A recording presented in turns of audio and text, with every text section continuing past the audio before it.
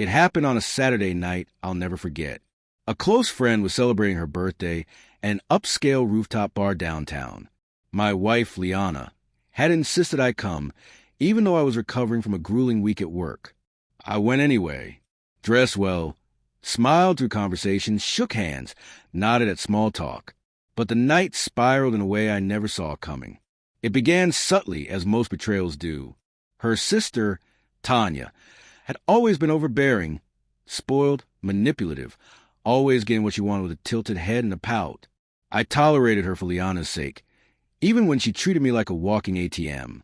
That night, Tanya cornered me at the bar while Liana giggled across the room with her friends.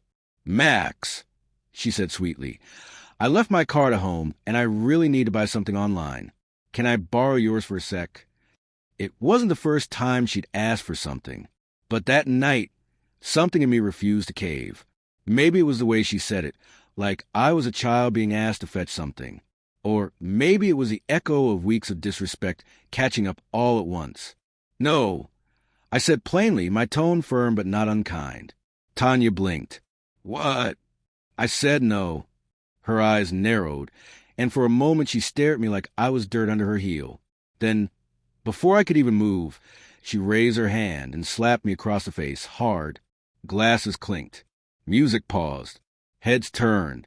The sound cut through the crowd like a gunshot. My cheeks stung, but not nearly as much as the humiliation. And then came the worst part. My wife, my partner of 8 years, laughed.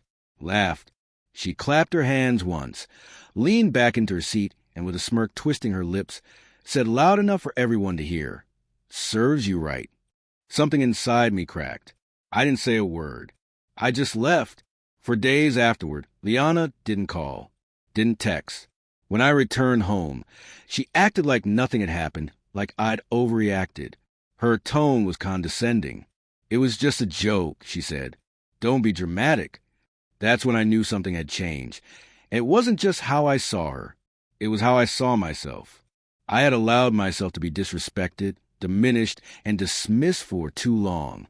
That slap wasn't just Tanya's hand. It was years of being taken for granted finally hitting me in the face. I decided I'd had enough. But I wasn't going to yell or beg or get even in some impulsive, petty way. No, my revenge would be slow, calculated, and clean. First, I played the part. I became the perfect husband. I booked us a getaway to wine country. I bought her a designer bag she'd been eyeing. I started cooking dinner, complimenting her, listening when she spoke. She fell for it, of course. Liana loved attention, loved being adored. She didn't question it. She probably thought she'd broken me into submission. Meanwhile, I was gathering everything I needed. I pulled financial records, created backups of shared accounts, and quietly began separating my assets. I changed the beneficiaries on my insurance, rerouted deposits, and even created a trust account that didn't trace back to our shared finances. Every move was legal, every step covered in layers of subtlety. I found a lawyer, a sharp, surgical man with eyes like razors, who specialized in high-conflict divorces. He helped me prepare everything behind closed doors. While she was out with friends or sleeping off her wine, I built my exit like a fortress. Then came the final move.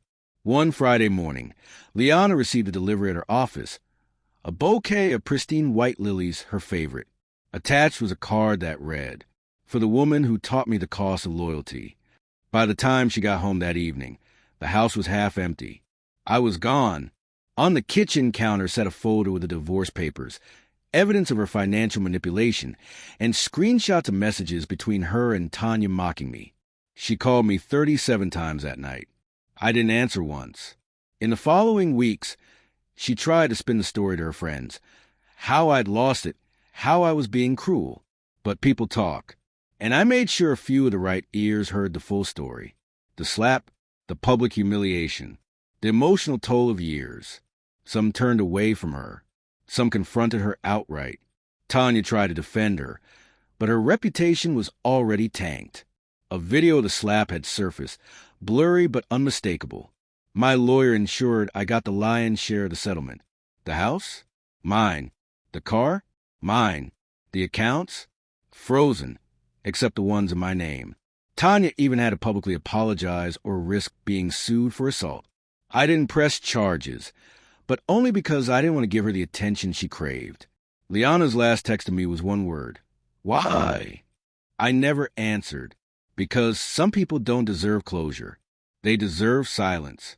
Now, months later, I sit in a quiet cabin by the lake. The air is clean. My mind is calm. I've rebuilt not just my life, but my identity. I no longer measure my worth by what I tolerate.